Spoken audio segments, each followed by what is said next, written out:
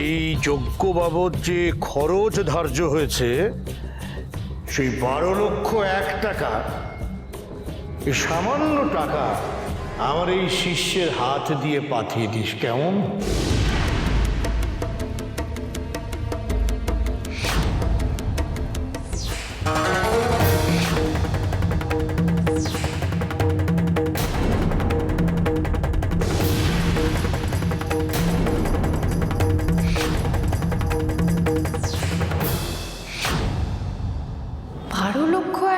প্রণামী? কি বলছো মা? পণ দিতে যে তুমি আপত্তি করছো সেটা স্বাভাবিক, উচিত কাজও বটে, কিন্তু আমি অবাক হয়ে যাচ্ছি তুমি প্রণামী দিতেও আপত্তি করছো।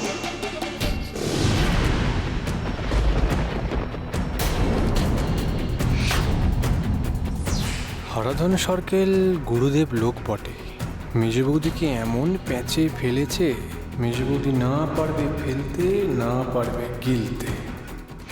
এই যজ্ঞ যদি শেষ পর্যন্ত না হয় তাহলে ওই সুতীর্থর ছেলের সঙ্গে তোমার নাতনির বিয়ের ব্যাপারে আমি কোনো দায়িত্ব নিতে পারবো না মহেশ্বরী।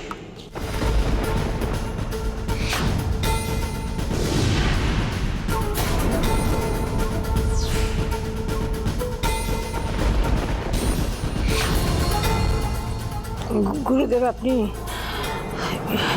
যজ্ঞের আয়োজন করুন।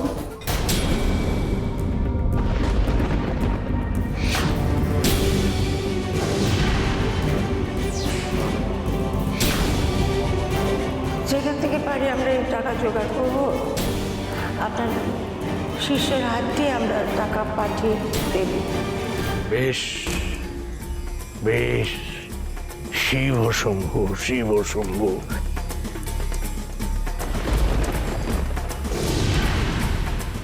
তাহলে মহেশ্বরী, আমার এই শিষ্য আজকের রাতটা তোমাদের এই গৃহেই থাকুক, কাল বরং একেবারে টাকা নিয়ে আমার কাছে ফিরে আসবে।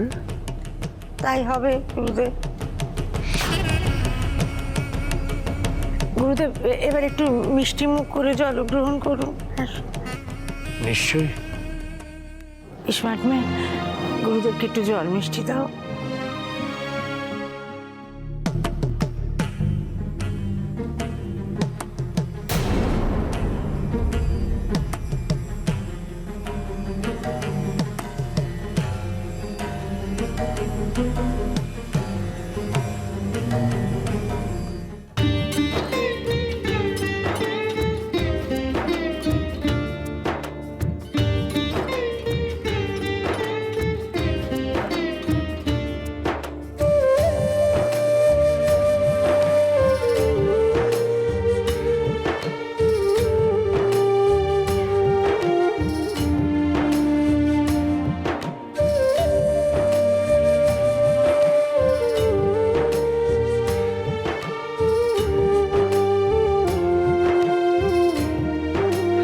শিব শম্ভু, শিব শম্ভু, শিব শম্ভু।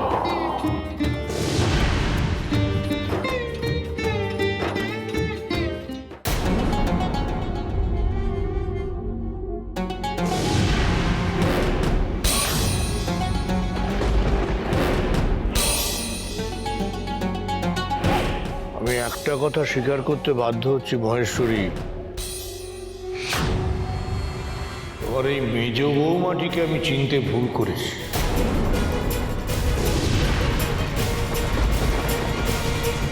সুতীর্থর এত বড় একটা অন্যায়, সেই খবরটা তুমি আমার কাছে পৌঁছে দিতে পারোনি। তোমার এই মেজ বৌমা সৎ সাহস দেখিয়ে সেই সত্যিটা আমাকে জানিয়েছে।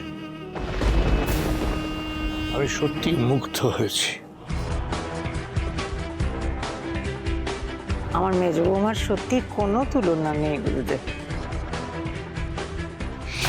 আমি তোমাকে আশীর্বাদ করি, তুমি আজীবন এরকম সৎ থেকো, সাহসী থেকো, কেমন?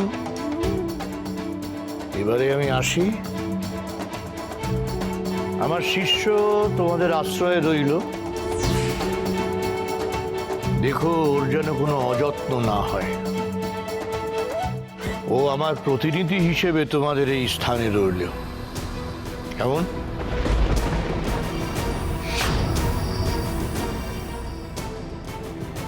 চলো সুতীর্থ, এখানকার ওই বিশ্রামের স্থানটা একবার দেখিয়ে দাও আমাকে। হ্যাঁ গুরুদেব, আসুন গুরুদেব, আসুন।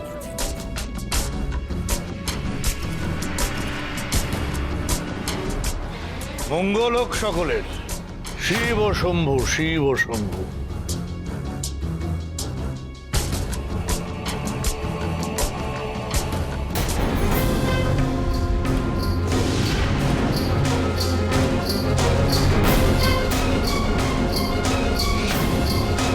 গুরুদেব, আপনার পায়ে চোট কি করে লাগলো?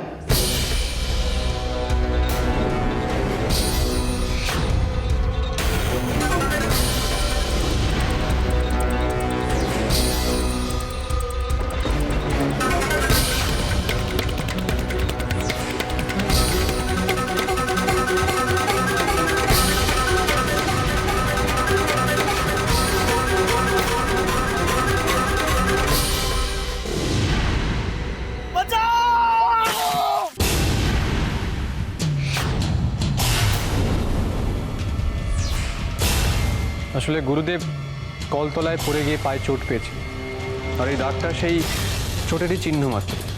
শিব শম্ভু, শিব শম্ভু।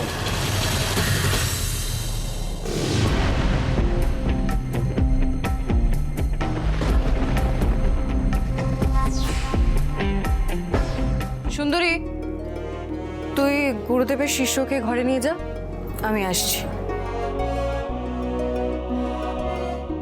আসুন।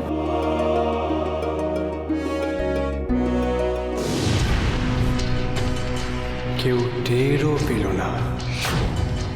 আমি নিজেই নিজের বাড়িতে শীত কেটে ঢুকলাম।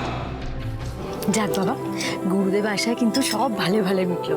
কিরে, এবারে খুশি তো? খুব খুশি।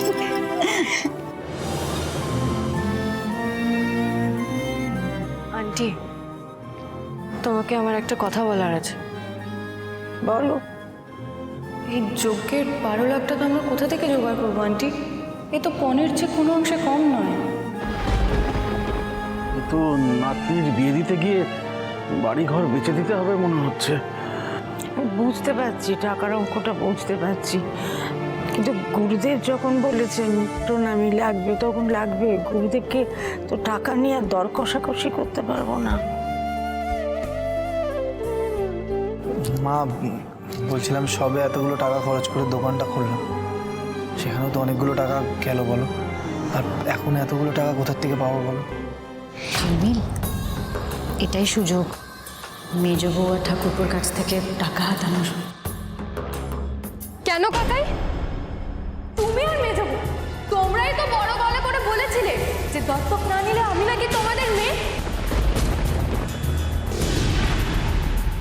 তা তোমরা যদি সত্যি আমার মা বাবা হও, তাহলে আমার সুখের জন্য, আমার ভালোর জন্য একটুখানি টাকা খরচ করতে পারছো না?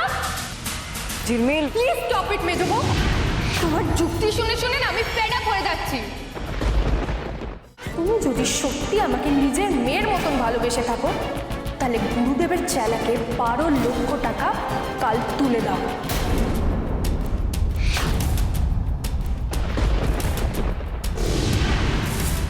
মেয়ের বিয়েতে সব মা বাবারা যেই দায়িত্ব পালন করে থাকে, সেই দায়িত্বটা পালন করে প্রমাণ করে দাও।